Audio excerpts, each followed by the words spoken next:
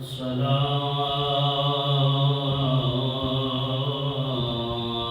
والسلام على سيد الأنبياء والمرسلين وعلى آله وأصحابه وأولياء أمته أجمعين.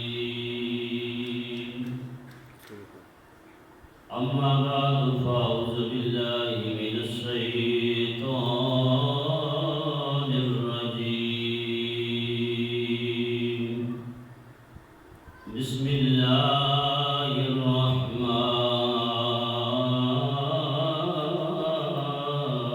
الرحيم. إن الإنسان لفي خسر إلا الذين آمنوا وعملوا الصالحات. صدق الله مولانا العظيم. إن الله وملائكته يصلون على النبي يا أيها الذين آمنوا صلوا عليه وسلموا تسليما. سبحان محمد الشكر والسلام.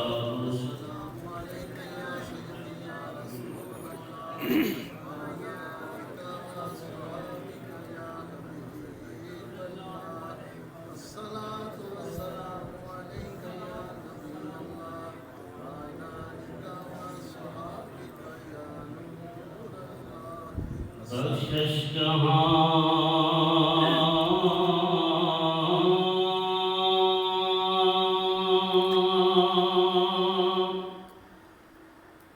اے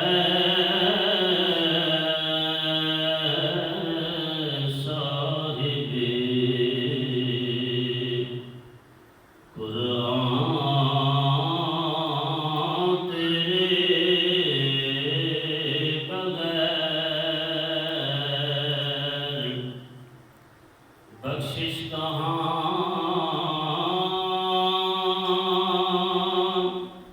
اے صاحب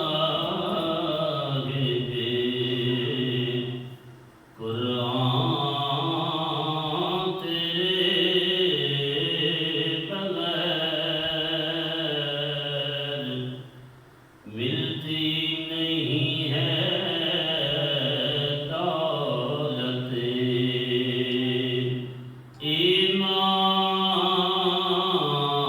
ایمان تیرے بغیر. سبحان اور لا ریب ہر بشر نے یہ تسلیم کر لیا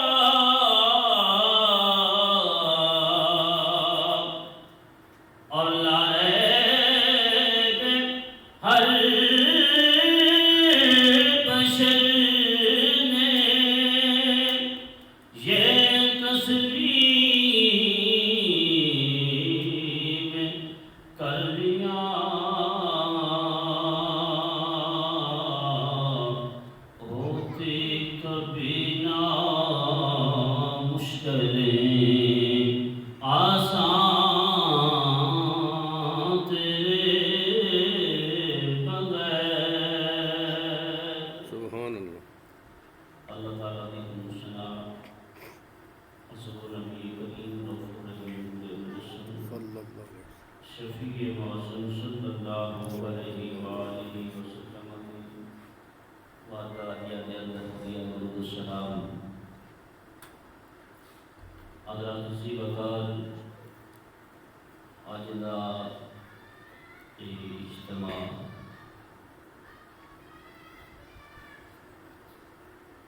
بھائی محمد اسلم بھائی محمد ارشد اور امجد اقبال دی والدہ مرحومہ دے اشارے ثواب دے حوالے نال اللہ کریم مرحومہ دی کوشش فرمائے اور لواحقی نصرت جمیل عطا فرمائے۔ سارے دوست اگے تشریف لے آؤ، آ جاؤ، میرا پتر کھیڈو نے ٹوپیاں نال نہ کھیڈو۔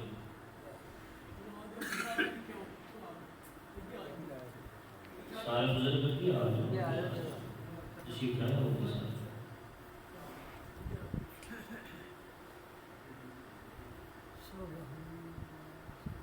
اللہ تعالیٰ کا فرمان ہے ان الانسان لفی خسر، انسان خسارے میں ہے، انسان گھاٹے میں ہے، الا الذین آمنوا وعملوا الصالحات، لیکن وہ لوگ، وہ بندے، وہ انسان گھاٹے میں نہیں جن کو اللہ نے ایمان کی دولت سے نوازا ہے۔ سبحان اللہ۔ نوح آدم میں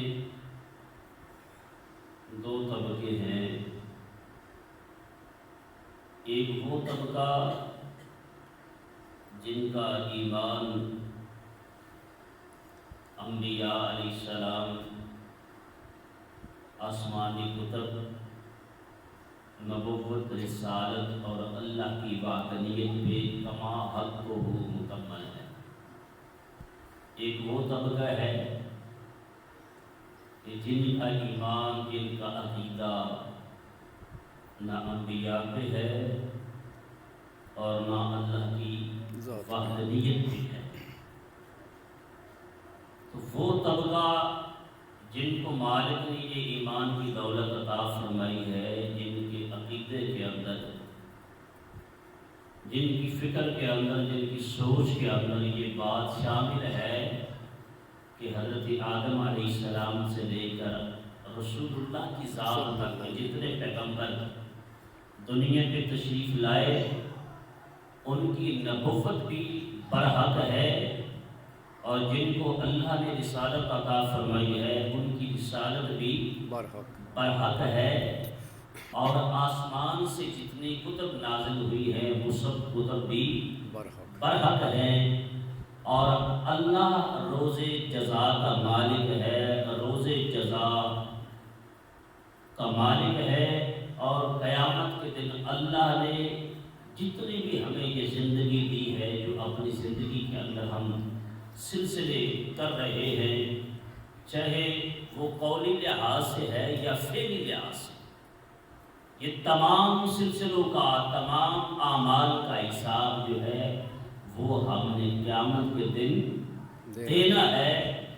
تو مالک نے اس بات کی تردید فرما دی، ان دونوں طبقوں کی نشاندہی فرما دی کہ وہ طبقہ جس طبقے کا ایمان ہے انبیاء کی نبوت پہ، رسالت پہ، آسمانی کتب پہ اور اللہ کی وحدانیت پہ، وہ طبقہ گھاٹے والا نہیں ہے، وہ طبقہ فائدہ مند ہے۔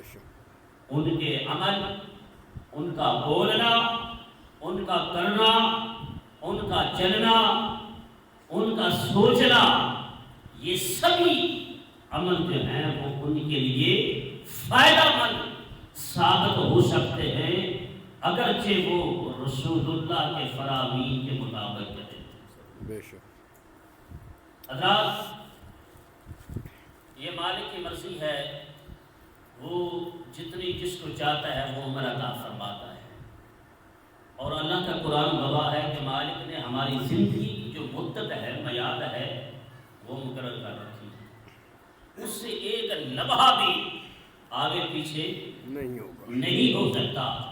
حضور سید عالم علیہ السلام کی بارگاہ عالیہ میں صحابہ کا مجمع تھا، وہ کیسا ماحول ہوگا، وہ کیسا ماحول ہوگا کہ جس مجمع کے اندر حضرت ابوبکر صدیق موجود ہوگا، وہ کیسا ماحول ہوگا جس ماحول کے اندر عدالت کا شاہکار عمر فاروق موجود ہوگا، وہ کیسا ماحول ہوگا جس ماحول کے اندر سخاوت کے بے تاج بادشاہ سیدنا عثمان غنی رضی اللہ تعالی عنہ موجود ہوں گے۔ وہ کیسا ماحول ہوگا جس مجمع کے اندر جنت کے بادشاہ حضرت حیدر کرار موجود ہوں گے۔ وہ کیسا ماحول ہوگا اگر سیاستہ کی تمام مدد کو اٹھایا جائے، بخاری کو اٹھایا جائے تو بخاری کے اندر بھی آتا ہے کہ فلاں روایت ابو ہریرہ سے ہے، فلاں روایت ابو ہریرہ سے ہے، اور مشکات کو اٹھایا جائے تو مشکات بھی بھری پڑی ہے، ترمذی کو اٹھایا جائے تو ترمذی بھی بھری پڑی ہے، فلاں روایت ابو ہریرہ سے ہے، فلاں روایت ابو ہریرہ سے ہے، فلاں روایت ابو ہریرہ سے ہے۔ وہ کیسا منظر ہوگا کہ جس مجمع کے اندر طلحہ و زبیر جیسے موجود ہوں گے، وہ کیسا منظر ہوگا جس مجمع کے اندر وہ لوگ موجود ہوں گے جو لوگ صفہ کے ڈبے پہ بیٹھ کے مصطفیٰ سے درس لیا کرتے ہیں۔ سبحان اللہ۔ آج اگر ہمارا کوئی استاد، ہمارا کوئی پیر و مرشد، کوئی بزرگ نیک ہستی ہمارے مجمع میں آ جائے نا تو ہمیں خوشی ہوتی ہے کہ اللہ کا نیک بندہ ہماری محفل میں آیا ہے، مجمع میں آیا ہے۔ یہ ایک عام مسلمان کی بات ہے۔ وہ مسلمان جو تقوی والا ہے، جو طہارت والا ہے، جب وہ کسی مجمع کے اندر آ جاتا ہے تو مجمع کو چار چاند لگ جاتے ہیں۔ حضرات، جب وہ ہستی مجمع کے اندر آتی ہوگی جس ہستی کا میں اور آپ کلمہ پڑھتے ہیں تو پھر کیا محبت کا عالم ہوگا۔ حضرات محترم، نبی کریم علیہ السلام تشریف فرما ہے، خطاب فرما رہے ہیں، صحابہ کا مجمع ہے، یہ مسجد قبولے کی ہے، وہ مسجد مصطفیٰ کی، صلی اللہ علیہ وسلم، یہ مسجد قبولہ شریف کی ہے، وہ مسجد مدینہ طیبہ کی ہے۔ اور میرے اور آپ کے آقا امام الانبیاء علیہ السلام خطاب فرما رہے ہیں۔ صحابہ نے کیا یا رسول اللہ صلی اللہ علیہ وسلم، ایک عرض کرنا چاہتے ہیں۔ حضور فرماتے ہیں کہ کہو، پوچھو کیا عرض کرنا چاہتے ہو، پوچھو کون سا سوال پوچھنا چاہتے ہو۔ عرض کرتے ہیں یا رسول اللہ کہ بندہ کون سا اچھا ہوتا ہے۔ بڑا سادہ سا سمپل سا سوال ہے کہ یا رسول اللہ کون سا بندہ جو ہے وہ اچھا ہوتا ہے۔ میرے اور آپ کے آقا امام الانبیاء علیہ السلام نے بڑا خوبصورت جواب ارشاد فرمایا۔ حضور فرماتے ہیں کہ وہ بندہ، وہ مسلمان، وہ کلمہ گو میرا اچھا ہوتا ہے کہ اللہ نے جس کو عمر طویل عطا فرمائی ہو، جس کو عمر زیادہ عطا فرمائی ہو، اور جس کے عمل نیک ہوں۔ سبحان اللہ، جس کے عمل نیک۔ اگر ایک بندے کی عمر 10 سال ہے تو اس نے 10 سال کے اندر ہی کرنا ہے جو کچھ کرنا ہے۔ ایک بندے کی عمر 20 سال ہے تو اس نے 20 سالوں کے اندر کرنا ہے جو کچھ کرنا ہے۔ ایک کی 30 سال ہے، ایک کی 50 سال ہے تو اس نے اتنے عرصے کے اندر ہی، یعنی جتنی عمر زیادہ بڑھتی گئی، جتنی عمر طویل ہوئی، جتنی عمر لمبی ہوئی، اس کے عمل صالح جو ہے، اس کے نیک عمل جو ہیں ان میں اضافہ ہوتا گیا۔ تو حضور فرماتے ہیں کہ وہ مسلمان جس کو اللہ نے عمر لمبی عطا فرمائی ہے اور جس کے عمل اچھے، جس کے عمل اچھے ہیں۔ اب کون کون سے عمل اچھے ہیں؟ اگر ہم نماز پڑھیں تو یہ بھی عمل اچھا، بولیے یہ بھی عمل اچھا ہے۔ ہم زکات دیتے ہیں تو یہ بھی عمل اچھا ہے۔ ہم قرآن کی تلاوت کرتے ہیں تو یہ بھی عمل اچھا ہے۔ ہم فرض نماز ادا کرتے ہیں تو یہ بھی عمل اچھا ہے۔ ہم سنت ادا کرتے ہیں تو یہ بھی عمل اچھا ہے۔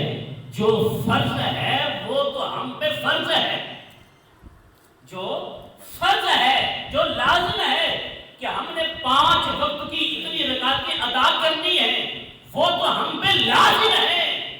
اور اس سے ہٹ کر اگر کوئی بندہ رب کی عبادت کرتا ہے، نوافل میں کثرت کرتا ہے تو وہ اس کے لیے بونس ہے، وہ اضافی ہے۔ اللہ کے نیک لوگ جو ہوتے ہیں نا، برگزیدہ لوگ جن کے چہرے نور کی طرح چمک رہے ہوتے ہیں، ان کا عمل کیا ہوتا ہے، وہ کیا کمائی کرتے ہیں۔ ایک بندہ ہے وہ صبح سے لے کر شام تک مزدوری کرتا ہے۔ جی توجہ ہے، بڑی سادی باتیں کروں گا۔ ایک بندہ ہے کہ وہ صبح سے لے کر شام تک مزدوری کرتا ہے، دکاندار ہے، وہ صبح سے لے کر شام تک اپنی دکان پہ بیٹھتا ہے۔ ایک مزدور ہے وہ صبح سے لے کر شام تک مزدوری کرتا ہے، اگر کوئی نوکری پیشے والا ہے وہ صبح سے لے کر شام تک اپنی ڈیوٹی دیتا ہے، جو صبح سے لے کر شام تک کسی بھی طبقے کا بندہ ہے، کسی بھی شعبے کا بندہ ہے، وہ جب نوکری کرتا ہے تو شام کو اس کو اتنا ہی معاوضہ ملتا ہے جتنی وہ نوکری کرتا ہے، جتنی وہ ڈیوٹی کرتا ہے، اتنا اس کو معاوضہ مل جاتا ہے۔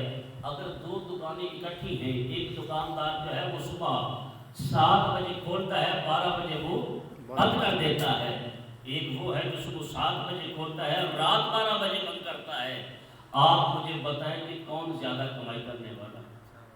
12 بجے بند، جس نے صبح کھولی اور رات 12 بجے کو بند کی، بھئی کمائی اس کی زیادہ ہوگی نا۔ یہ بات حقیقت ہے کہ نہیں؟ حقیقت، یہ سچی بات ہے کہ نہیں؟ اور دن بدن اس کو عروج ملتا جاتا ہے، کیوں کہ اس نے اپنے کام کو وقت دیا، اس نے ڈیوٹی دی، اس نے اپنی ذمہ داری سنبھالی اور اپنے کام کو وہ وقت دیتا گیا، اللہ کریم اسے عروج عطا فرماتا گیا۔ یہی اس کے اپوزٹ ہے، اگر ایک مسلمان 5 نمازیں ادا کرتا ہے وہ تو ہم پہ فرض ہے، وہ تو ہم پہ فرض ہے، اگر ان 5 نمازوں کے ساتھ ساتھ ہم اضافی عبادت کرتے جائیں، نوافل ادا کرتے جائیں، تو پھر کیا ہے کہ وہ ہماری زندگی کے اندر ہمارے جو اعمال ہیں ان میں اضافہ ہوتا جائے، ہماری نیکیوں میں اضافہ ہوتا جائے گا۔ ایک وہ بندہ جو 5 وقت نماز ادا کرتا ہے اس کا چہرہ بھی دیکھ لے، ایک وہ بندہ جو 5 نمازیں بھی ادا کرتا ہے، جو 50 بھی ادا کرتا ہے، جو اشراق بھی ادا کرتا ہے، جو تہجد بھی ادا کرتا ہے، جو اوابین بھی ادا کرتا ہے، جو رات کو رب کی بارگاہ میں قیام کرتا ہے، رکوع کرتا ہے، قیام میں بھی اضافے کرتا ہے، رکوع میں بھی اضافے کرتا ہے، ایک وہ بندہ جو قرآن کو فقط نماز کے اندر پڑھتا ہے، اور ایک وہ بندہ جو نماز کے علاوہ بھی قرآن کی تلاوت کرتا ہے، جتنی وہ محنت کرتا جائے گا اللہ کریم اتنا ہی اسے عروج عطا فرماتا ہے۔ سبحان اللہ، بے شک، جتنی وہ محنت کرتا گیا مالک اللہ اسے اتنا ہی عروج عطا فرماتا گیا۔ کس چیز میں عروج؟ اگر دکاندار ہے تو اس کو عروج کس چیز میں ملا؟ اس کے کاروبار میں، اس کے رزق میں، اس کے رزق اس کا بڑھتا گیا۔ اگر ایک عبادت گزار ہے تو وہ عبادت میں اضافہ کرتا جاتا ہے، تو پھر کیا ہے؟ اس کی روحانیت، اس کا تقویٰ جو ہے، اس کی روحانیت والی دولت جو ہے، اس کے تقوی والی دولت جو ہے، اس میں اللہ کا اضافہ فرماتا جاتا ہے۔ سبحان اللہ، اور آہستہ آہستہ آہستہ پھر اس منظر کی طرف وہ گامزن ہو جاتا ہے۔ آئیے بخاری کی حدیث اٹھاتے ہیں، امام بخاری نے بخاری شریف کے اندر درج فرمایا ہے کہ رسول اللہ فرماتے ہیں کہ اللہ کریم بعض اپنے بندوں کی آنکھیں بن جاتا ہے، بعض اپنے بندوں کے ہاتھ بن جاتا ہے۔ بھئی اللہ آنکھوں سے پاک ہے، اللہ آنکھوں سے پاک، بولیے اللہ آنکھوں سے پاک، میری اور آپ کی آنکھیں ہیں لیکن اللہ آنکھوں سے پاک، میرے اور آپ کے ہاتھ موجود ہیں لیکن اللہ ہاتھوں سے پاک، یعنی جو انسانی اعضاء ہم میں موجود ہے مالک اللہ ان چیزوں سے مبرہ و منزہ ہے، لیکن ادھر مصطفیٰ کی حدیث بھی ہے، اس کا بھی ہم انکار نہیں کر سکتے۔ اب ہم نے سمجھنا چاہیے ہے کہ اس حدیث کا مطلب کیا ہے، اصول حدیث کی شرح حدیث کیا ہے، اس لیے انکار نہیں کر سکتے کہ رب کا قرآن گواہ ہے، مالک نے فرما رکھا ہے وما ينطق عن الهوى ان هو الا وحی یوحی، کہ حضور کی زبان سے وہ تو کلمہ ہی نہیں نکلتا جس کے اندر رب کی رضا شامل نہ ہو۔ رب کے پیارے مصطفیٰ کو بولتے ہی اس وقت ہے، فرماتے ہی اس وقت ہے جب اللہ اس کلام کے اندر راضی ہو۔ تو ادھر مصطفیٰ کی حدیث ہے کہ اللہ اپنے بندوں کے ہاتھ بن جاتا ہے، اللہ اپنے بندوں کی آنکھیں بن جاتا ہے، اللہ اپنے بندوں کی زبان بن جاتا ہے۔ مطلب کیا ہے ان کے؟ جب وہ بندہ توجہ جو رسول اللہ کا کلمہ پڑھنے والا ہے، جو رسول اللہ کی ذات پر درود پڑھنے والا ہے، جو رب کی تسبیح اور تعریف بیان کرنے والا ہے، جب وہ جو وہ عبادت میں اضافہ کرتا جاتا ہے نا، اللہ اس کی روحانیت میں، اس کے تقوی میں اضافہ فرماتا جاتا ہے، اس منزل کی طرف گامزن ہوتا ہے، رواں ہوتا ہے جب اس کے تقوی میں، جب اس کی یہ عبادت میں اضافہ ہوتا جاتا ہے تو وہ اللہ کو اتنا محبوب ہو جاتا ہے کہ اللہ اسے اپنا محبوب بنا لیتا ہے۔ سبحان اللہ۔ رب محبوب اس لیے بناتا ہے کہ وہ ہر وقت اللہ اللہ کرنے والا ہے، وہ ہر وقت مصطفیٰ مصطفیٰ کرنے والا ہے، وہ ہر وقت قیام کرنے والا ہے۔ رب کو قیام بڑا پسند ہے، وہ ہر وقت رکوع کرنے والا ہے، رب کو رکوع بڑا پسند ہے، وہ ہر وقت اپنی پیشانی کو رب کے فرش پر رکھنے والا ہے۔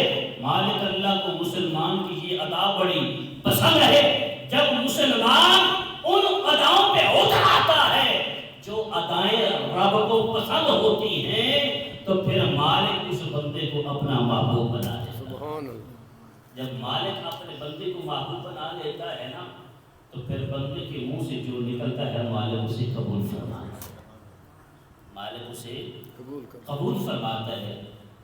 جب اس منزل پہ مسلمان چلا جاتا ہے، مومن کی بڑی شان ہے، بڑی شان ہے مومن کی، لیکن وہاں تک پہنچنا بڑا مشکل ہے، محنت یہ بڑی مشکل طلب ہے۔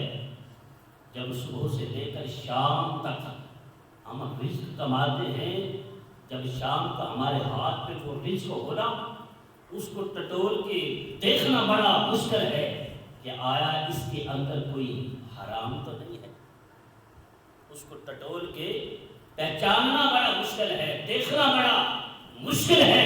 کم لوگ ہوتے ہیں جو اس کو ٹٹولتے ہیں، پہچانتے ہیں، کھنگالتے ہیں کہ مالک نے صبح سے لے کر جو شام تک مجھے عطا فرمایا ہے اس کے اندر کوئی ٹکڑا جو ہے وہ حرام کا تو نہیں ہے، وہ غلط تو نہیں ہے، جو میری زبان پہ چلا جائے، جو میری اولاد کی زبان پہ آ جائے، جو میرے بوڑھے والدین کی زبان پہ چلا جائے، کوئی غلط ٹکڑا موجود تو نہیں ہے، لیکن جو کھنگالتے ہیں، جو پہچانتے ہیں، اللہ اکبر، مالک اللہ پھر ان کے تقوی میں اضافہ فرما دیتا ہے۔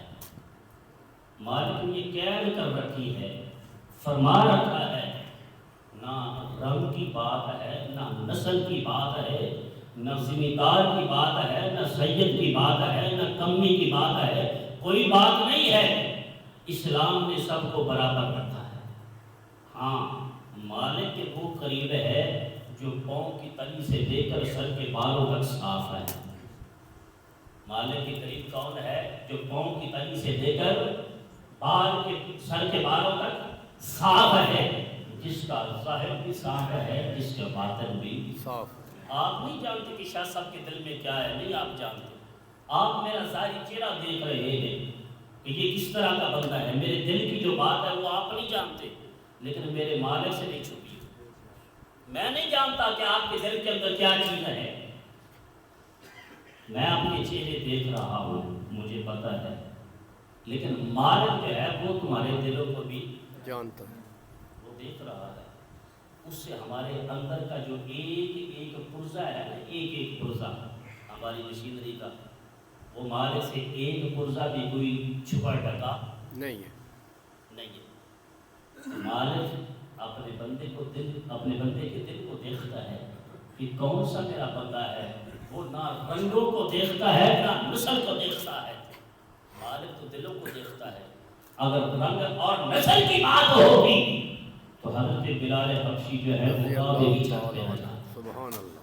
اگر رنگ اور نسل کی بات ہوگی تو بلال حبشی جو ہے وہ گولوں پہ لیٹ کر یہ نہ کہتے کہ میری جان جاتی ہے تو چلی جائے، لیکن مصطفیٰ کا کلمہ نہیں چھوڑتا۔ سبحان اللہ۔ جس دین کے اندر داخل ہو گیا ہوں اس دین سے میں دستبردار نہیں ہو سکتا۔ اگر رنگ اور نسل کی بات ہو تو پتہ چلا مالک کے کوئی بندہ قریب ہے جس کا ظاہر بھی صاف ہے اور جس کا باطن بھی صاف، لیکن یہ کرنا بڑا مشکل ہے۔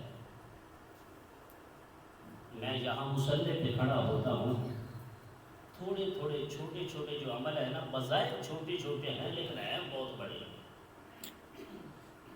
ہم نے صرف یہ 2-4 چیزیں جو ہیں نا ان کو دین سمجھ رکھا ہے کہ نماز دین میں ہے، قرآن پڑھنا دین میں ہے، زکوٰۃ دینا دین میں، بولیے زکوٰۃ دینا دین میں، دین میں ہے۔ یہ 2-4 چیزیں جو ہیں ہم نے ان کو دین سمجھ رکھا ہے۔ نہیں، یہ صرف دین نہیں ہے، مسلمان کی زندگی کا ہر عمل دین ہے اگر دین کے مطابق ہو۔ مسلمان کی زندگی کا ہر قول اور فعل دین ہے، قولی لحاظ سے ہو یا فعلی لحاظ سے ہو، وہ سارے کا سارا دین ہے اگر دین کے مطابق ہو۔ بے شک، اگر میں یہاں مصلی پہ کھڑا ہوں تو یہ میرے بدن کے ساتھ کپڑا ہے، کیا ہے؟ کپڑا، توجہ ہے؟ کپڑا ہے، بظاہر یہ چھوٹی چھوٹی چیزیں ہیں لیکن ہیں بہت بڑی۔ یہ کپڑا ہے، میں نے اپنے بدن کو ڈھکنے کے لیے، اپنے بدن کو چھپانے کے لیے، بدن کو پردے میں رکھنے کے لیے میں نے کپڑا پہن رکھا ہے، لیکن کیا ہے کہ سب سے پہلی بات تو یہ ہے کہ میں نے دیکھنا ہے کہ جس پیسے کے ساتھ میں نے یہ کپڑا خریدا ہے، توجہ، جس پیسے کے ساتھ میں نے یہ کپڑا خریدا ہے وہ پیسہ میرا حلال کا تھا یا حرام کا تھا۔ میں یہی کپڑا پہن کے اپنے رب کے حضور کھڑا ہو رہا ہوں، اپنے رب کے روبرو کھڑا ہو رہا ہوں، رب کی بارگاہ میں حاضری دینے کے لیے کھڑا ہو رہا ہوں، اپنے اعمال میں اضافے کے لیے کھڑا ہو رہا ہوں، اپنے گناہوں کی بخشش مانگنے کے لیے اپنے رب کے حضور کھڑا ہو رہا ہوں۔ اگر یہ میرا کپڑا ہی حلال کے رزق کا نہیں ہے تو میں کون سا گناہ ہے جس کی معافی مانگنے کے لیے میں یہاں کھڑا ہوں؟ بظاہر دیکھنے میں یہ چھوٹی چھوٹی چیزیں ہیں، لیکن اگر ان کو کھنگال کے لایا جائے، ان کو دیکھا جائے، ان کو ٹٹولا جائے، یہ بہت بڑی ہیں، بہت بڑی ہیں۔ مہمان گھر میں آ جائیں، مہمان نوازی کرنی مصطفیٰ کی سنت ہے، صلی اللہ علیہ وسلم، مصطفیٰ کی سنت، بولیے مصطفیٰ کی سنت، ہم سب دعا کا کی ٹائم ہے جی،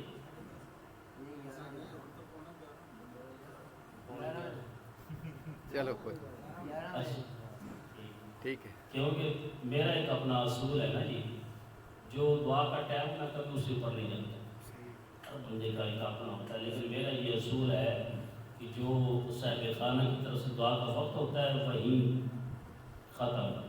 اس کی وجہ پتہ کیا ہوتی ہے؟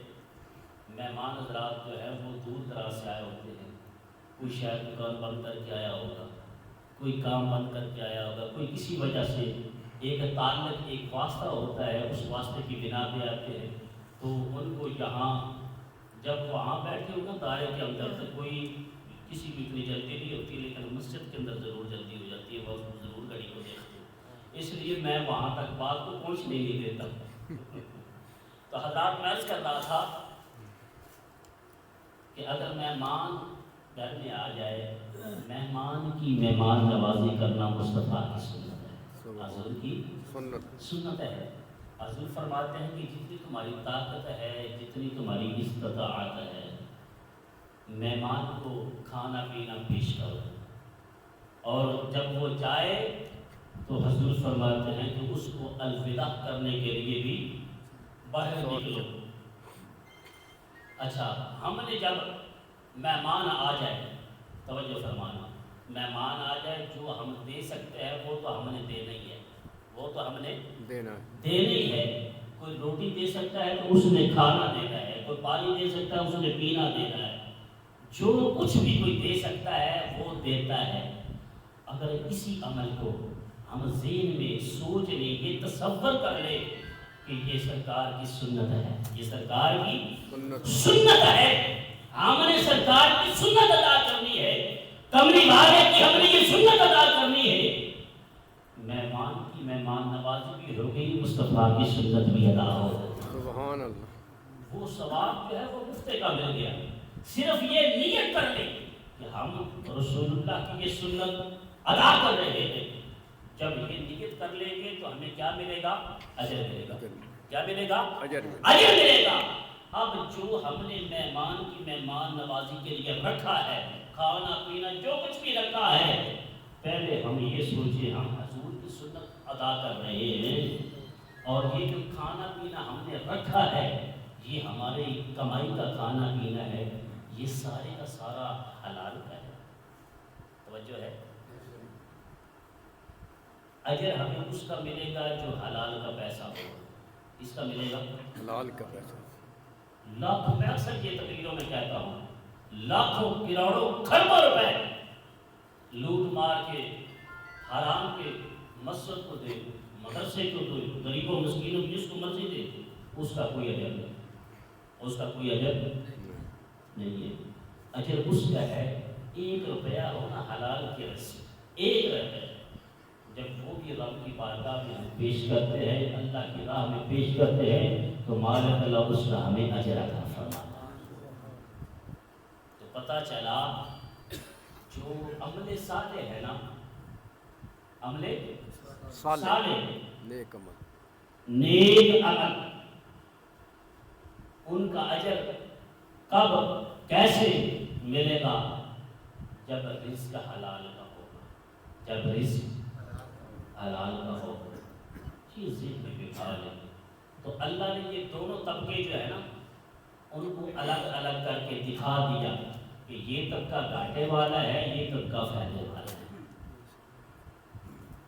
یہ طبقہ دنیا کا مال اکٹھا کرے گا، عیش و عشرت کرے، یہ سب کچھ دنیا میں رہے گا، اور یہ طبقہ جن کو مالک اللہ نے ایمان کی دولت سے نوازا ہے، جو پڑھتے ہیں لا الہ الا اللہ محمد رسول اللہ، مالک اللہ نے جن کو ایمان کی دولت سے نوازا ہے، اللہ رب العالمین نے دنیا کے اندر بھی ان کے لیے بڑی نعمتیں پیدا فرمائی ہیں۔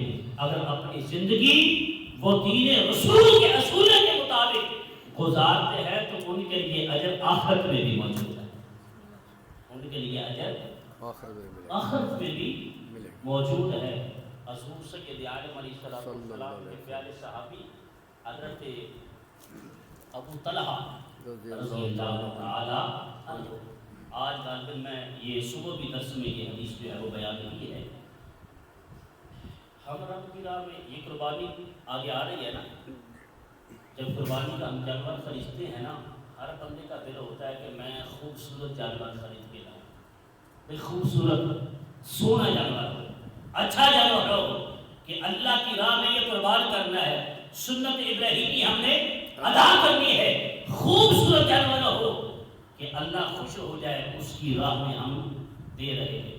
حضرات میں تھوڑی سی یہاں ایک اور بات جو وہ آئیڈ کروں گا کہ جب قربانی کا جانور ہوتا ہے اس کا ہم نے گوشت بھی کھانا ہوتا ہے، وہ تو دیکھ دیکھ کے ہم خوبصورت خریدتے ہیں، جب کوئی سواری تمہارے دروازے پہ آ جائے بھئی کون اللہ کے راہ پہ دے دو، اس کو ہم پاٹا پرانا کپڑا تھما دیتے ہیں۔ یہ رب کے ساتھ وہ سودا درست ہے؟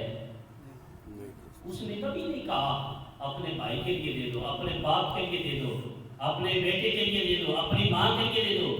جب کوئی سواری تمہارا دروازہ کھٹکھٹاتا ہے، دستک دیتا ہے، وہ سوال رب کے نام کا کرتا ہے، کہتا ہے کہ مالک کے نام پہ دے دو، مالک کے نام پہ دے دو۔ ہم یہاں مسجد میں بیٹھے ہیں، اپنے گھر میں بیٹھے ہیں، جہاں بھی بیٹھ کے ہم اس سے مانگتے ہیں الہ العالمین رزق وسیع عطا فرما، آمین۔ مولا کریم ہمیں گھر خوبصورت عطا فرما، مولا کریم ہمیں سواری خوبصورت عطا فرما، تو مالک عطا بھی فرماتا ہے، مالک عطا فرما، بولو بولو، مالک عطا فرماتا، فرماتا ہے کہ نہیں فرماتا؟ عطا فرما، مالک عطا بھی فرماتا ہے۔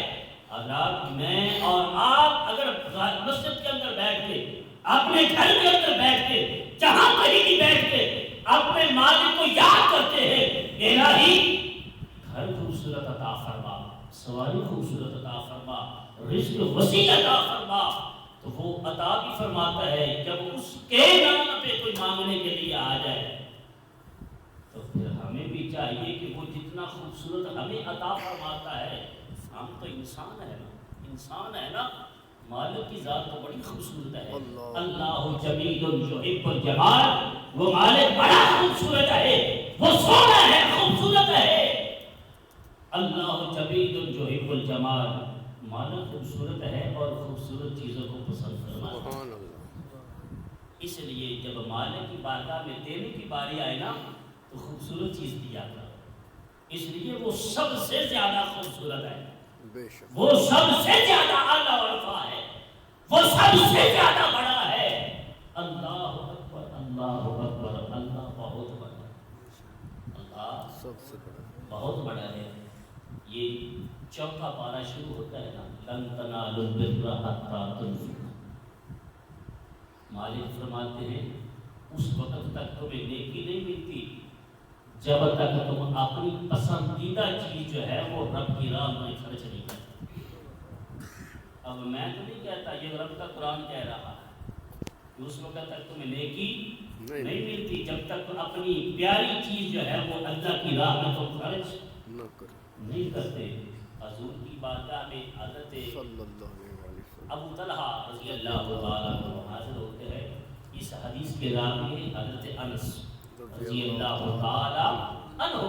حضرت انس وہ ہستی ہے جن کو رسول اللہ نے اپنا منہ میلا بیٹا بھی فرمایا۔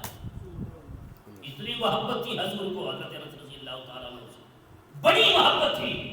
آپ اس حدیث کے راوی ہیں اور حضور کی بارگاہ میں حضرت ابو طلحہ رضی اللہ تعالیٰ عنہ آپ حاضر ہوتے ہیں، عرض کرتے ہیں یا رسول اللہ صلی صلی اللہ اللہ علیہ علیہ وسلم۔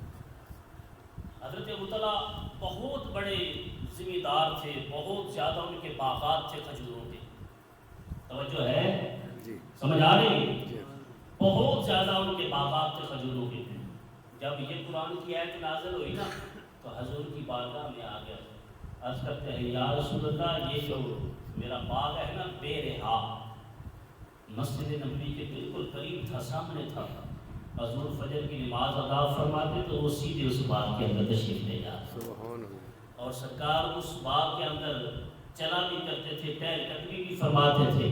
اس باغ کے اندر میٹھا پانی کا کنواں تھا، وہ پانی بھی پیتے تھے۔ تو حضرت ابو طلحہ کو اس حوالے سے وہ باغ بڑا پیارا تھا کہ اس لیے کہ ہر روز سرکار اس باغ کے اندر آتے ہیں، حضور کے نالائن پاک اس باغ کے اندر لگتے ہیں، حضور کے قدمین شریف ہے اس باغ کے اندر لگتے ہیں، بڑا پیارا تھا حضرت ابو طلحہ کو وہ باغ۔ عرض کرتے ہیں یا رسول اللہ جب سے یہ آیت اتری ہے نا لن تنالوا البر حتی تنفقوا، کہ تمہیں نیکی تب ملے گی جب اپنی محبت والی شے، اپنی پسندیدہ شے، اپنی پیار والی شے جو ہے وہ اللہ کی راہ میں خرچ کرو گے۔ عرض کرتے ہیں یا رسول اللہ اس باغ کے ساتھ مجھے بڑا پیارا ہے، یہ باغ مجھے بڑا پیارا ہے، یا رسول اللہ یہ باغ جو ہے نا یہ میں آپ کی بارگاہ میں پیش کرتا ہوں، سبحان اللہ۔ یہ باغ آپ کی بارگاہ میں پیش کرتا ہوں، آپ کی مرضی ہے جس کو چاہے عطا فرما دیں۔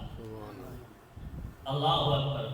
میرے آقا امام الانبیاء علیہ السلام تبسم فرماتے ہیں، حضور فرماتے ہیں ابو طلحہ تو نے یہ باغ مجھے دیا اور میں نے تجھے دے دیا، اللہ تو نے یہ باغ مجھے دیا اور میں نے تمہیں دے دیا، اب تیری مرضی ہے، غریبوں اور مسکینوں میں یہ تقسیم کر دے، رشتہ داروں میں تقسیم کر دے، اپنوں میں تقسیم کر دے، بیگانوں میں تقسیم کر دے۔ حضرت ابو طلحہ فرماتے ہیں پھر میں نے وہ باغ غرباء اور مساکین میں بھی تقسیم کیا۔ آپ فرماتے ہیں کہ میں نے رشتہ داروں میں بھی تقسیم کیا۔ آپ فرماتے ہیں کہ میں نے چچا زاد بھائیوں میں بھی تقسیم کیا۔ اب ہم دیکھیں اس دور کے اندر چچا زاد بھائیوں کے ساتھ ہر ایک بندہ جو ہے اس کی ساتھ ہو جائے، اذان ہوتی ہے نا، ہر مسلمان اذان سنتا ہے، جب اذان ہوتی ہے حضور کا نام ہوتا ہے نا اشہد ان محمد رسول اللہ، صلی اللہ علیہ وسلم، درود بھی پڑھتے ہیں، انگوٹھے بھی چومتے ہیں، آنکھیں بھی بند کرتے ہیں، بڑی محبت کا ادب کا اظہار بھی کرتے ہیں۔ یہ وہی نام ہے، یہ اسی ہستی کا نام ہے جس ہستی کا نام نامی اس میں گرامی جب ہماری آنکھوں تک پہنچتا ہے ہم الگ سے آنکھیں بھی جھکا لیتے ہیں۔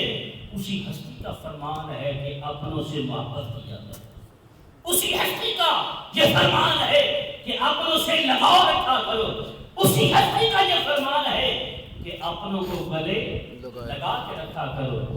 لیکن ہم اپنوں سے بیگانوں سے بھی بیگانے ہو جاتے ہیں۔ اگر یہ وقت، یہ لمحہ، یہ دور بڑا پرفتن دور ہے۔ اگر حضور کا کلمہ پڑھنے کا حق ادا کرنا ہے نا، تو یہی حق ہے کہ جو حضور کا فرامین ہے، حضور پہ ان پہ ہم عمل کریں، ان پہ عمل کیا جائے، اور یہ ان پہ عمل۔ کیا جائے۔ منافق لوگ تھے نا، منافق کون ہوتا ہے؟ جو اندر سے اور باہر سے، ہاں، ان کو کیوں منافق کہا گیا تھا؟ کلمہ پڑھتے تھے کہ نہیں پڑھتے تھے؟ پڑھتے اونچا بولو، پڑھتے پڑھتے تھے، حضور کے پیچھے کھڑے بھی ہوتے تھے، کلمہ بھی پڑھتے تھے، لیکن وہ حضور کا کہنا مانتے نہیں نہیں تھے۔ اس لیے ان کو منافق کہا گیا۔ تو سرکار کے جو فرامین ہیں ان پہ عمل کرنا ہر مسلمان کی ذمہ داری ہے، ہر مسلمان پہ فرض ہے۔ اللہ کریم بھائی محمد اسلم بھائی ارشد اور اپنے اقبال کی بارگاہ مرحومہ کی بخشش فرمائے اور ان کی اولاد کو لواحقین کو صدر جمیل